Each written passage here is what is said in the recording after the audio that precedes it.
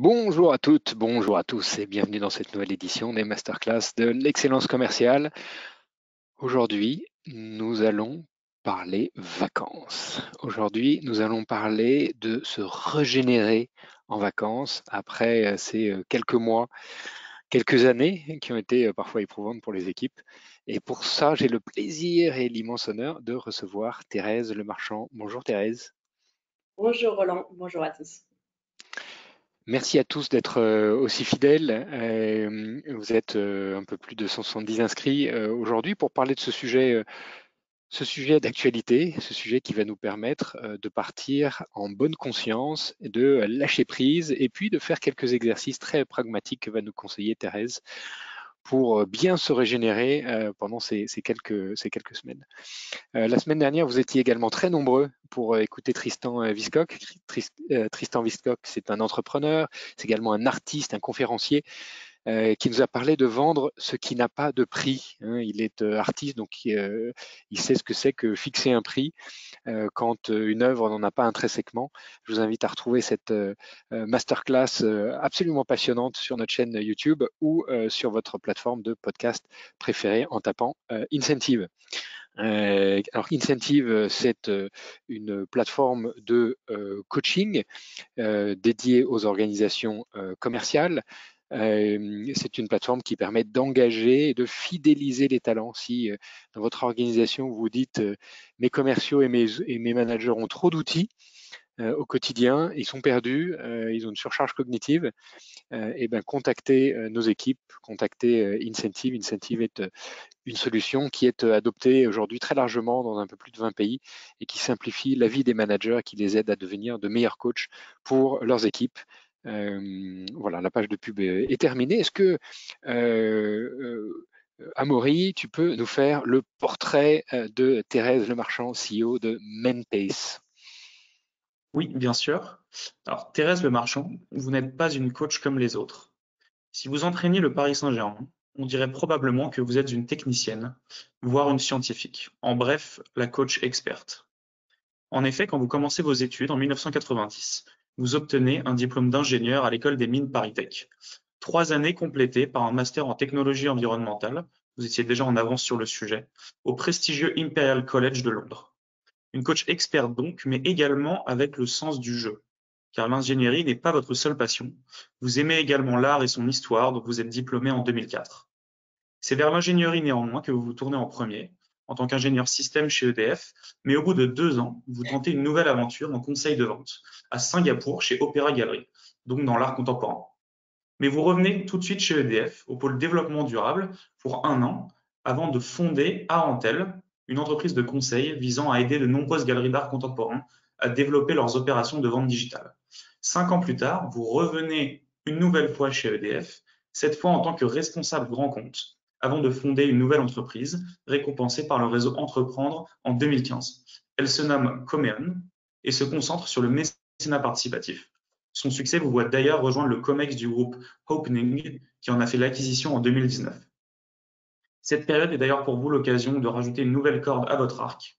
Vous effectuez des études d'ANC, approche neurocognitive et comportementale, afin de vous lancer dans le coaching et le mentoring à impact.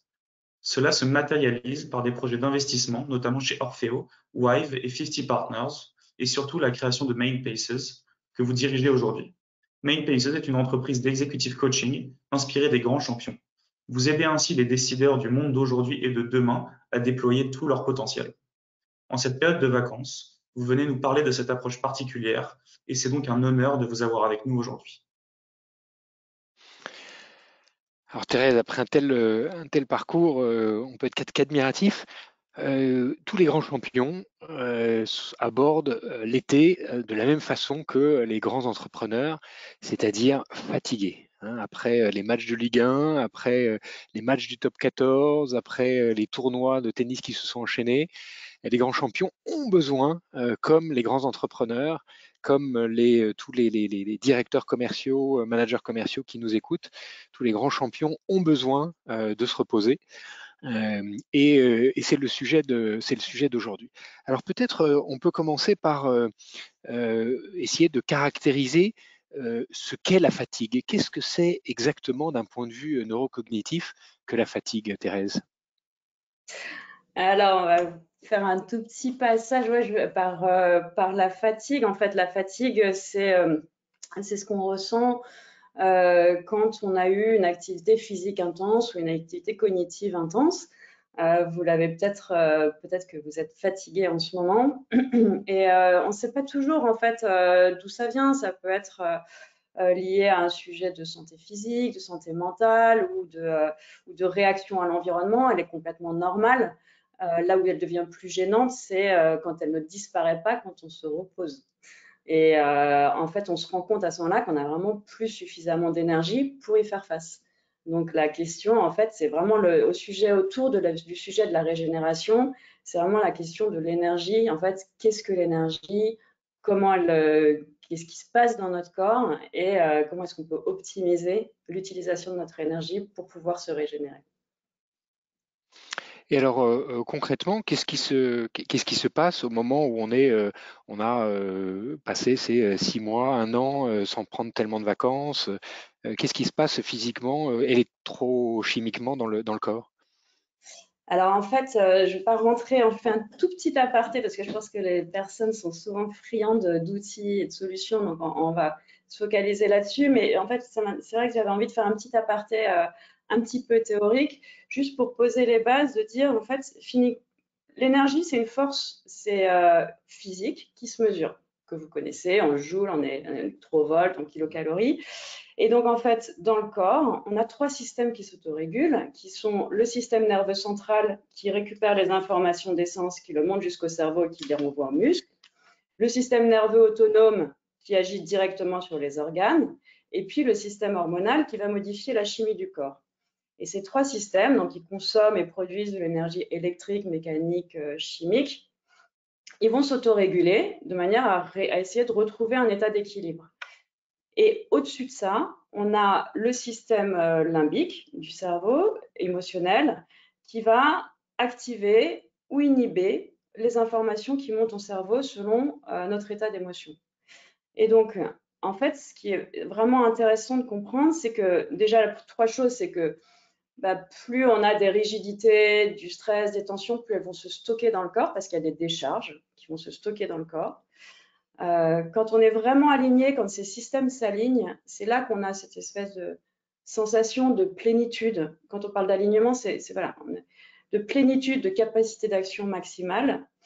C'est le flow, hein, c'est ça? C'est ce qu'appellent les Américains appellent le flow. Ouais, exactement, où il y a vraiment une action à la fois du système sympathique et parasympathique. On pourra le développer après. Et quand on est dans le mental, en fait, on a un vrai sujet parce qu'on se coupe complètement de notre BI, de notre body intelligence, de tout ce qui se passe dans notre corps. Et ça, en fait, c'est vraiment le premier sujet que j'avais envie d'aborder, c'est que les informations qu'on perçoit, elles passent par nos 5 sens. Et quand on développe notre capacité de proprioception, c'est-à-dire toute notre capacité à comprendre ce que le corps nous envoie comme information, on développe vraiment cette intelligence-là. Donc, par exemple, vous vous promenez au bord de la mer. Voilà, est-ce que vous sentez le goût du sel dans la bouche? Est-ce que vous sentez le vent peut-être un peu frais sur votre bras? Est-ce que vous voyez la beauté de la lumière? Est-ce que vous entendez le bruit des vagues? Est-ce que vous sentez l'odeur de la mer? Et tout ça, ça fait une symphonie, ça vous envoie des informations et que vous pouvez apprendre à reconnaître quand vous êtes dans d'autres situations. Donc, c'est le premier exercice de régénération que je voudrais vous proposer aujourd'hui, c'est de développer vos sens pendant vos vacances. Alors tu as choisi l'image de ce bateau à foil de Boss pour illustrer la théorie de l'énergie. Qu'est-ce qu'il y a derrière cette image pour toi? Étymologiquement, l'énergie, c'est une force en action. Donc, c'est ce qui nous fait avancer. C'est ce qui nous fait croître, c'est ce qui nous fait grandir, c'est ce qui nous fait pivoter, c'est ce qui nous fait pénétrer des marchés. La somme des énergies individuelles d'une entreprise, c'est l'énergie de l'ensemble, c'est l'énergie de l'entreprise. Donc pour moi, en fait, cette force du vent qui pousse ce bateau qui est mené par un équipage, c'est hyper symbolique de l'énergie. L'énergie, c'est ce qui fait avancer. C'est effectivement une bonne définition parce que dans beaucoup d'organisations, on s'aperçoit que l'énergie, elle n'est pas toujours mise au service de l'avancée collective. Et se rappeler juste ces quelques mots, ça permet peut-être de réaligner certaines équipes. Alors ensuite, on a parlé d'énergie. Alors tu nous as parlé d'énergie électrique, d'énergie mécanique, d'énergie chimique, hein, le système nerveux central, le système nerveux autonome, le système hormonal. Entre le système nerveux central et autonome, est-ce que tu peux nous éclairer? Quelle est la différence? Le système nerveux central, c'est vraiment celui qui, d'une information qui est envoyée, perçue par un sens, donc par exemple l'ouïe, va créer un signal électrique qui va remonter au cerveau, qui va le décoder et qui va renvoyer une action sous forme motrice. Et le système nerveux autonome, en fait, on ne le maîtrise pas. Il agit directement sur les organes. La seule fonction vitale qu'on maîtrise, c'est la respiration. Les autres, en fait, l'information qui est perçue crée une réaction des organes. Donc une menace, je ne sais pas, un aigle qui fonce sur vous va générer une réaction de peur qui va créer un influx nerveux, un influx sanguin, pardon, dans les pieds qui va vous permettre de prendre la fuite. Ça, on ne le maîtrise pas. Et en fait, ce qui est vachement intéressant, c'est si d'un côté, vous avez une information cognitive qui vous dit, OK, cette personne, elle est très intelligente, je vais l'embaucher parce que vraiment elle est convaincante. Et de l'autre côté, votre corps qui vous envoie des signaux et qui vous dit, elle te fait flipper, il va se passer quelque chose, je la sens pas, c'est l'intuition. Mais en fait, l'intuition, c'est quoi? C'est des informations qu'on a stockées dans le cerveau, dans la mémoire, mais qui ne sont pas forcément conscientes. Et donc, si on n'écoute pas ces signaux que nous envoie le corps et que on a un tiraillement en fait de direction entre ce que nous dit le corps et ce que nous dit le mental, c'est là qu'on va commencer à se fatiguer parce qu'en fait, il y a des conflits internes. Donc, vraiment, il y a ce sujet qui est vraiment intéressant de se dire, j'écoute, j'entends ce que me dit le corps, ce qu'il m'envoie comme information, je sais les comprendre, c'est-à-dire que j'ai développé une capacité à comprendre que cette information-là peut m'amener vers telle décision et je rassemble l'ensemble de mes capacités d'action vers un même objectif. Le prix Nobel d'économie, Daniel Kahneman, a écrit un fameux bouquin qui s'appelle en français Système 1, Système 2, qui décrit la façon dont on réagit ou on prend nos décisions. Système 1 étant fortement basé sur l'intuition, et puis le système 2 se mettant en place quand on a des problématiques un peu plus complexes et qu'on a besoin de réfléchir. C'est à ça que tu fais référence? Oui, alors, enfin, on va pas. Je te propose de ne pas forcément retrouver, parce qu'il y a plusieurs modèles. Il y a système 1, système 2. Il y a aussi les modèles qui sont développés justement par l'Institut du neurocognitivisme, en fait, de système de gouvernance automatique et de gouvernance adaptative. Donc, c'est des mécanismes. Chacun a ses subtilités, c'est ça? Neuroscientifiques qui sont assez complexes, mais en tout cas, il y a vraiment ce sujet, ce que je trouve intéressant là aujourd'hui, parce qu'après, c'est hyper passionnant. Le sujet de la conscience, il est incroyable. La conscience, c'est l'ensemble des interactions sensitivo-sensorielles avec la mémoire. C'est-à-dire qu'en fait, donc et c'est ce qui peut être verbalisé. C'est-à-dire c'est pour ça que je reviens sur ce sujet d'essence, c'est de dire quand on perçoit quelque chose, ça va remonter au cerveau. Si on fait un lien avec la mémoire, et à ce moment-là, on peut le rendre conscient et en faire quelque chose de conscient. Donc en fait, voilà, il y a des réactions automatiques, il y a des réactions qui sont adaptatives, conscientes, qui sont prises par le cortex préfrontal. Elles sont plus ou moins facilitées par l'organisme en fonction du vécu et justement du vécu émotionnel. Et ce qui est intéressant, c'est de se dire que tout ça, ça s'entraîne. C'est-à-dire qu'on n'a pas à subir des réactions automatiques.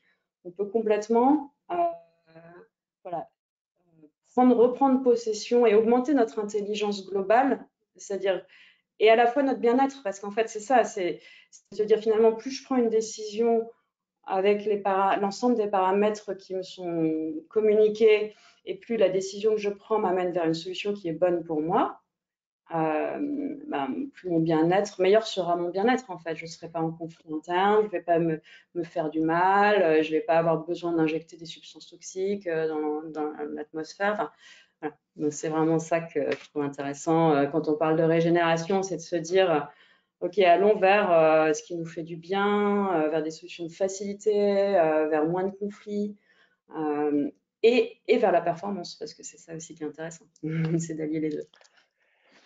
Alors, il y a un sujet, pendant l'année, on se fixe beaucoup d'objectifs, hein, et ces objectifs qui permettent de canaliser l'énergie dans une direction. Et on a l'impression que parfois dans certaines organisations, on a des clients qui viennent nous voir en disant, ben voilà, on a trop d'objectifs, on donne trop d'objectifs aux équipes, et on a l'impression que on les submerge et qu'elles se sentent sous l'eau parce que il y a trop d'objectifs qui viennent de trop de personnes différentes. Euh, le second sujet que tu voulais aborder dans cet entretien, c'est de cette notion d'objectif. Quand est-ce qu'il faut se fixer des objectifs? Quand est-ce qu'il faut abandonner ces objectifs? Et est-ce qu'en vacances, il faut se fixer des objectifs, Thérèse? Alors en fait, quand on se donne un objectif, moi je suis très favorable aux objectifs à partir du moment où ils sont simples et aisément formulables et formulés. Et ce qui est intéressant, moi, ce sur quoi je veux bien insister, c'est les objectifs qu'on se donne pour soi. Parce qu'en fait, quand on se donne un objectif, on se conditionne. C'est-à-dire qu'on va donner un sens à notre action qui va justifier les efforts qu'on va consentir à réaliser.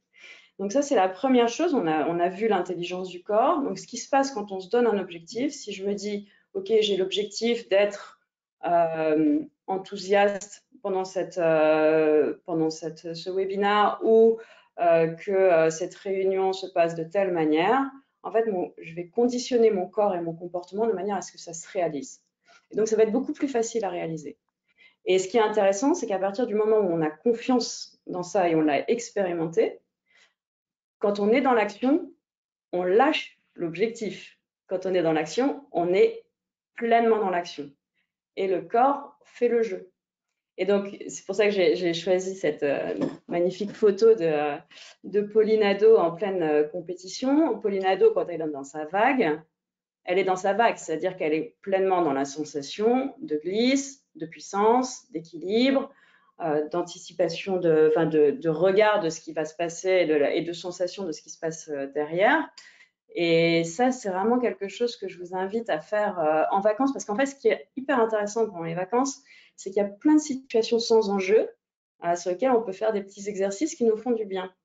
Et donc, par exemple, à un dîner de famille ou votre prochaine session de surf ou voilà, à un moment de rando ou de voile que vous allez faire, peut-être, ou à un jeu de cartes, par exemple, une partie de cartes, posez en amont votre objectif pour cette session-là, pour ce moment-là, et ensuite, vous êtes pleinement dans le jeu au moment où vous êtes dans l'action et voyez ce que ça donne comme résultat. Et ce sera intéressant de voir si vous avez plus de plaisir, si ça a été efficace pour vous, si ça a consommé finalement moins d'énergie, et de pouvoir réutiliser ce duo objectif-action dans votre activité professionnelle et pour vos collaborateurs. Donc, je prends un exemple très concret. Je vais faire du ski nautique. Je me fixe un objectif au début de ma séance de ski nautique.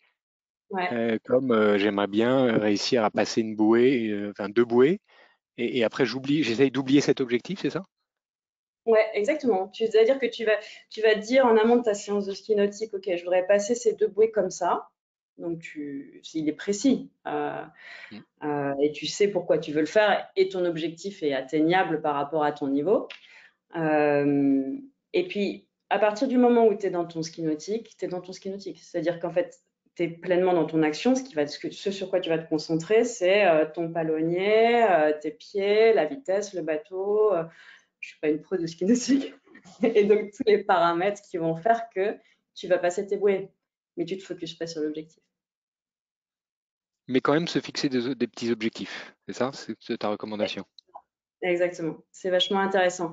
Et d'ailleurs, si tu veux passer au slide suivant, au bureau, en fait, enfin, les sportifs de haut niveau utilisent souvent cet outil qui est le cercle de l'attention, justement, qui illustre ça. C'est-à-dire que quand on est sur une tâche, on est pleinement dans la tâche. Et tout ce qui nous éloigne de la tâche nous distrait et nous empêche d'atteindre l'objectif qu'on s'était fixé au départ. Donc, ça peut être une distraction, par exemple, une notification, ça peut être de commencer à rentrer dans la comparaison. Oui, mais moi, je fais ça comme ça, mais mon voisin, il fait ça comme ça, mais mon concurrent, il fait ça comme ça. Ça peut être justement le focus sur les résultats ou sur un sujet d'anticipation. Ok, je fais ça maintenant, mais ça veut dire quoi? Ça veut dire que dans 3 mois, il va se passer ça, ou rien en commun avec la tâche. Qu'est-ce que j'ai à faire comme course ce soir? Et en fait, vous voyez que, tu vois, quand tu penses résultat, alors que tu es en train d'agir, tu es déjà assez loin de ce qui te permet d'être focus et d'être dans le flow. Donc voilà, c'est intéressant de se dire, ok, hop, mon attention a divergé, je suis dans le rouge, je reviens dans le bleu. Pour se focaliser sur ce que je suis en train de faire finalement. C'est cet exercice de conscience dont tu parlais tout à l'heure. Ouais, ça contribue à ça exactement. C'est d'être pleinement à ce que tu fais, en ayant confiance dans le fait que tu as toutes les ressources dont tu as besoin pour le faire. Et alors, tout ça, ça paraît très rationnel, hein. Je me fixe un objectif, j'essaye de l'oublier, je me focalise sur ma tâche. Finalement, les vacances, c'est aussi le moment où on développe ses émotions, on prend du temps pour soi. Les émotions dans tout ça. Alors les émotions, ben, comme en fait elles ont un rôle extrêmement important dans notre manière d'agir et d'interagir parce qu'elles vont activer ou inhiber les informations, le flux d'informations qui remonte jusqu'au cerveau. Et donc, en fait, ça peut être soit une émotion très positive va permettre de réaliser des choses formidables ou de passer un moment de convivialité magique avec vos amis, votre famille. Et puis, une émotion négative, au contraire, elle va créer un frein qui va vous empêcher de disposer de toutes vos capacités, elle va peut-être vous faire réagir de façon hyper agressive, alors qu'en fait, voilà, c'était pas ce dont vous aviez envie, mais bon, ça sort quoi. Et donc en fait, ce qui est intéressant sur le sujet des émotions, c'est de se dire, c'est pareil, en fait, ça peut se travailler.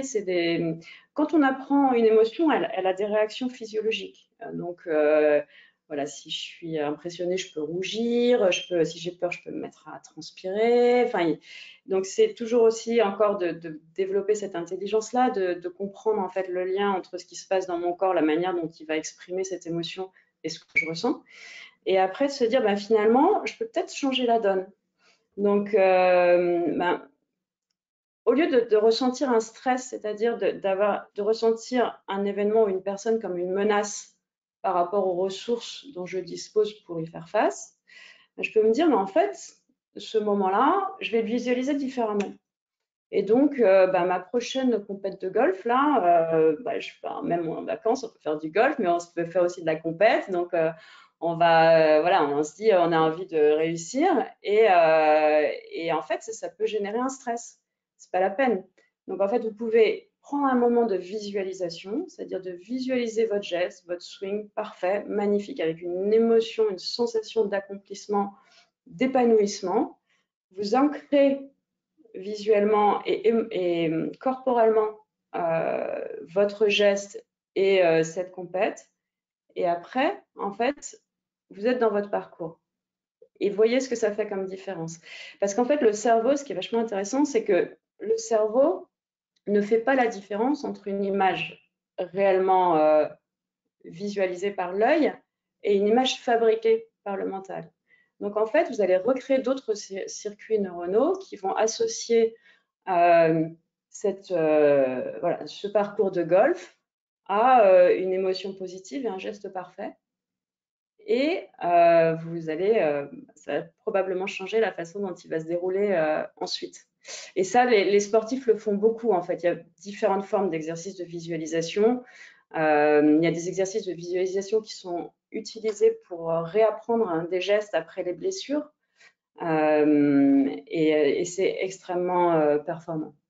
Et voilà, donc ça c'est pareil, je trouve que c'est vachement intéressant pendant les vacances en fait de se dire on s'est peut-être voilà, on s'est peut-être engueulé avec mes frères et sœurs, ma mère pendant l'année. Bon là il y a un dîner de famille, j'ai envie que ça se passe bien, je le prévisualise, j'y associe l'émotion positive de convivialité, de chaleur que j'ai envie d'y associer. Je le revisualise, je m'exerce un peu, je m'entraîne. Et puis voilà, on passe un super moment et c'est agréable. Alors ensuite, comment est-ce que on récupère vraiment?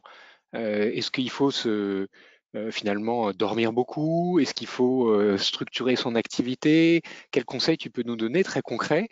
On a parlé d'exercices de pleine conscience, être à l'écoute de ses sens, on a parlé de visualisation, on a parlé de se fixer des objectifs et puis de lâcher prise sur les objectifs tout en se focalisant sur la tâche. Maintenant, dans l'organisation de ces vacances, et quelques semaines qui arrivent, quels sont les conseils concrets que tu peux nous donner pour se régénérer pleinement et aborder septembre avec plein d'énergie? Alors, la première source de récupération, en fait, il y a deux formes de récupération. La récupération passive et la récupération active. Le roi de la récupération, c'est le sommeil, c'est la récupération passive. Il permet de diminuer le métabolisme, il redescend la température du corps, il permet voilà, de mémoriser, de spatialiser, etc. Donc, idéal. Donc, dormez tout votre saoul. C'est extrêmement efficace. Et après, on a quand même une autre source de récupération qui est justement une source de récupération active. C'est vrai que j'ai parlé pas mal d'activités, mais en fait, tout ce qui sont vos motivations primaires, c'est-à-dire les activités dans lesquelles vous êtes dans le plaisir de faire et qui sont hyper résilientes à l'échec. Donc, par exemple, je parlais de golf, où voilà, vous jouez au tennis, et ben, vous pouvez avoir, vous être en motivation primaire sur le tennis. En fait, vous aimez le jeu et vous perdez, vous gagnez la partie, c'est pas grave, ça vous donne une énergie d'en faire et vous adorez ça. Et vous pouvez avoir la personne en face de vous qui est en fait dans une motivation secondaire, donc dans un objectif de résultat. Donc, il va être régénéré s'il va gagner, mais s'il perd, il ne va pas être régénéré. Donc, identifiez vos motivations primaires et ça peut être une activité sportive. Bon, c'est bon, ça fait tout ce qui est dans le mouvement, en fait, fait circuler le corps, ça aide à éliminer les toxines, mais ça peut être de la lecture, ça peut être de la contemplation de la nature, ça peut être de la solidarité, servir voilà, un moment de service auprès de personnes plus démunies, ça peut être évidemment l'art, enfin voilà, tout ce qui, en fait, vous savez, vous régénère et dans lequel vous n'êtes pas dans un objectif de résultat, profitez-en pleinement. Et ça, c'est vraiment, en fait, plus on a une activité cognitive intense et plus c'est intéressant de se donner des moments de récupération active et de pouvoir alterner comme ça des moments de concentration et des moments de déconcentration. Et c'est ce qu'en font les sportifs, en fait, quand ils ont des routines de performance. C'est ça, c'est de se dire, OK, je suis capable, en fait, de me concentrer très fortement sur l'action que je suis en train de faire dans un objectif donné à un moment donné pour un résultat. Et très rapidement, je me déconcentre et je passe à une autre activité qui va être très génératrice et je sais faire ce yo-yo-là. Donc, voilà, dormez et identifiez voilà, ces activités qui sont celles qui vous régénèrent en profondeur et dans lesquelles, quel que soit le résultat, en fait, vous êtes content. Et ce sera un bon moment de récupération. Passer des bons moments avec des gens qu'on aime, qu'on admire. En tout cas, on a passé un excellent moment ensemble avec toi. On a commencé déjà les vacances à se régénérer, à t'écouter. Deux questions qu'on pose traditionnellement à tous nos invités. La première, c'est quelle est ta plus belle expérience, anecdote de management, Thérèse? Alors, en fait, j'avais envie de. Il va y avoir une petite histoire, mais c'est intéressant parce que ça fait assez le lien avec ce qu'on vient de se dire. Quand j'étais chez EDF, j'étais dans une de mes, de mes nombreuses fois où j'étais chez EDF, j'étais responsable grand compte. Donc, j'avais un portefeuille de très gros électro-intensifs. Et on avait une très grosse négociation voilà, d'un contrat qui est pour donner une idée de volume qui représente une demi-centrale nucléaire sur du long terme. Donc, c'était un gros enjeu. Phase finale de négo. Et on avait cette réunion qui réunissait le directeur commerce d'EDF, donc COMEX, la directrice grand compte, mon directeur des départements et moi, et puis le DG de la boîte d'en face, le directeur des achats d'énergie et le directeur des achats d'électricité. Négo complexe, et en fait, on avait travaillé évidemment en amont ce jeu-là et l'argumentaire. J'avais trouvé en fait un argument de négo qui pouvait faire basculer, enfin créer un effet de surprise et permettre d'emporter la décision. Et en fait, ce que j'ai adoré pour moi, c'était un grand moment managérial parce qu'en fait, ça a été un moment où en équipe, enfin, EDF, c'est une boîte très hiérarchique, hein, donc où on avait préparé en amont ensemble, justement en scénographie, ce moment de négo, où on l'a joué complètement en équipe, où voilà, c'était vraiment ce sujet de préparer, visualiser, préparer l'objectif, enfin définir l'objectif, visualiser la manière dont on allait le faire. Quand on a été en réunion, c'était vraiment une danse. Au moment où l'argument est sorti, on a senti le DG basculer, on l'a sécurisé, on l'a emporté, on a closé. Et c'était vraiment un chouette moment. Donc, je trouve ça intéressant de pouvoir jouer ce genre de jeu sur une ligne managériale aussi verticale. Donc travailler avec cet objectif, enfin cet exercice de prévisualisation et puis ensuite danser avec son client. Très jolie anecdote. Une citation qui t'inspire, Thérèse? Alors moi, ce serait une citation attribuée à Einstein qui dit la folie, c'est de faire toujours la même chose en s'attendant à un résultat différent. Je trouve ça très inspirant. La folie, c'est de faire toujours la même chose en s'attendant à un résultat différent. Eh bien, écoute, c'est une citation très inspirante aussi. Un grand merci pour cette demi-heure qu'on a passée ensemble. Donc, quelques ressources complémentaires qu'on a sélectionnées pour aller plus loin. Alors, bien sûr, alors peut-être que tu veux résumer, avant que je t'avais préparé une page de résumé, peut-être que tu veux rebalayer les 4 points importants. Oui, on peut se redire en fait ce qu'on s'est partagé aujourd'hui. Ben, notre corps fait partie intégrante de nous-mêmes. Ne l'oublions pas, quand on est dans le business, on est parfois très, très, très, très mental. L'énergie est notre moteur, nos sens sont notre BI. Donc ça, c'est utile. Sur la partie mentale, il y a vraiment ce sujet de quand on se fixe un objectif, on se conditionne et ensuite, c'est le temps de l'action.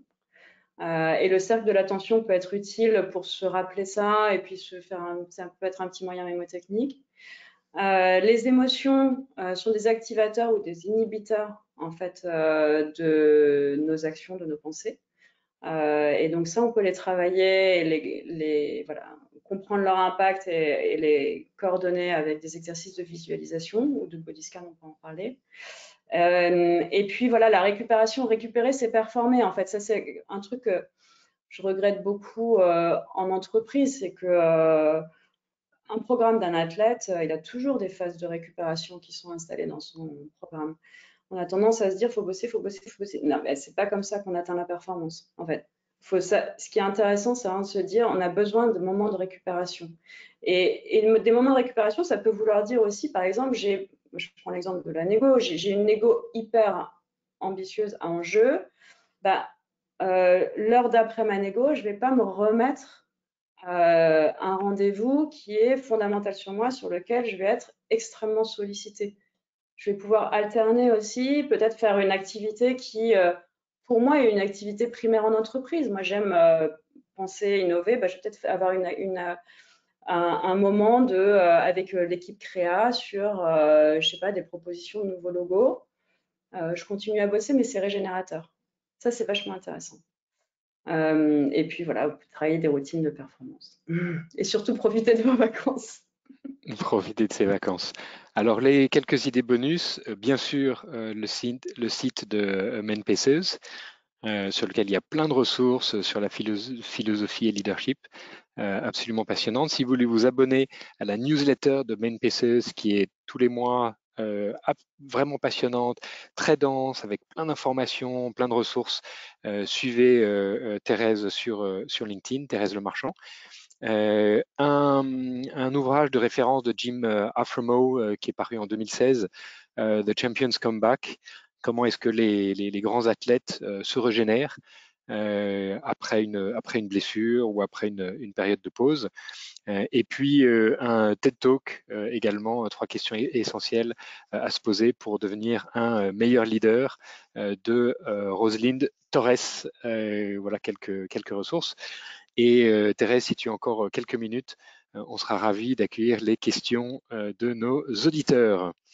Vous pouvez les poser directement sur l'interface de GoToWebinar à droite, et Amaury va nous les lire. Est-ce que, Amaury, on a quelques questions déjà de nos auditeurs? Tout à fait, Roland, on a quelques questions. Alors la première, comment selon vous peut-on créer cet alignement corps, cœur et esprit et le maintenir pour nous aider à préserver notre énergie tout au long de l'année, tout en évitant de baisser les bras devant la première difficulté que l'on rencontre? Merci.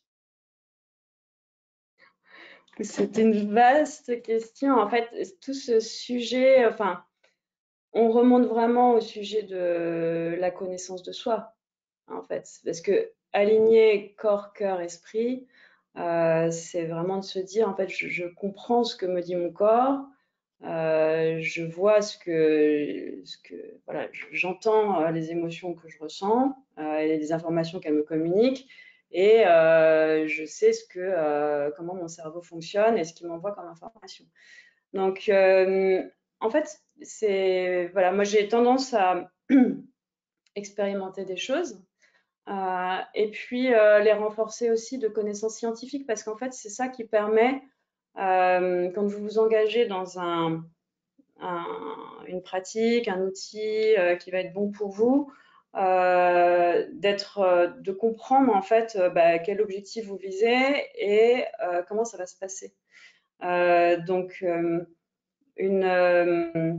par exemple,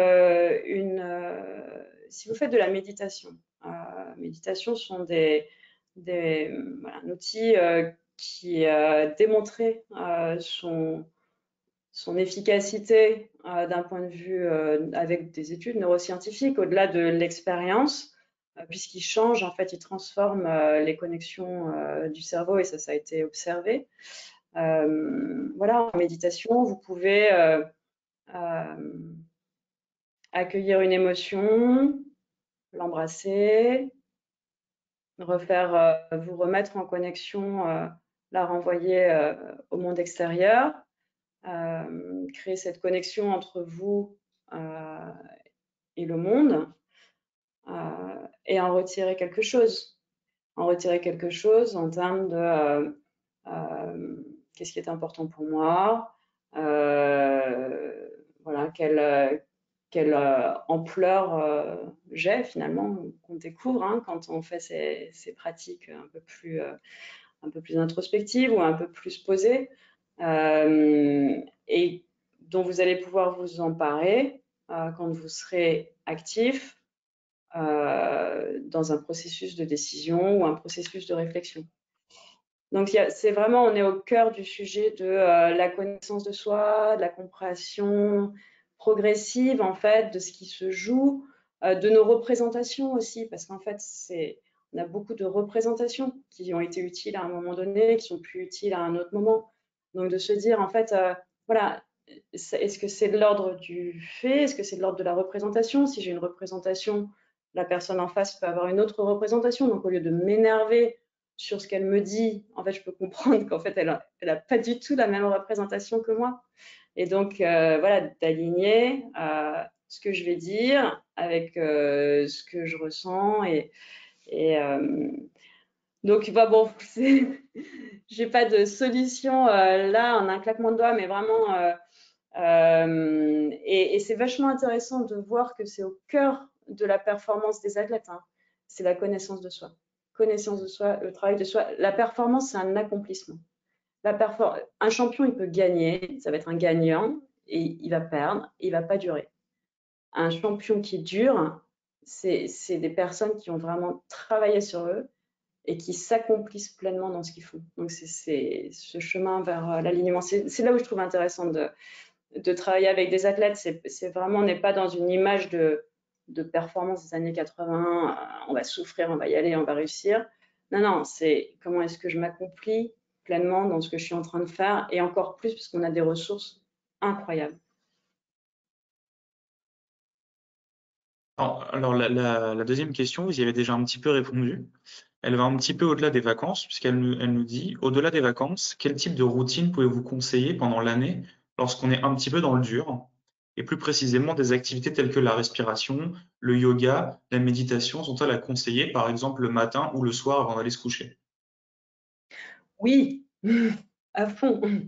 Alors, en fait, les routines, ce qui est hyper important, et c'est pour ça que j'ai appelé la société Main Paces, hein. Main, c'est rythme, Main, c'est principal, Paces, c'est les rythmes, c'est les rythmes principaux. Parce que je trouve qu'une grande difficulté de la société actuelle, c'est l'ensemble, la cumul des injonctions qu'on reçoit en permanence de faut faire ci, faut faire ça, faut faire ci comme ci, faut faire ça comme ça, et le régime machin, et le régime truc, et le régime Y. Ah, d'accord. Donc, en fait, la bonne routine, c'est la routine qui est bonne pour vous.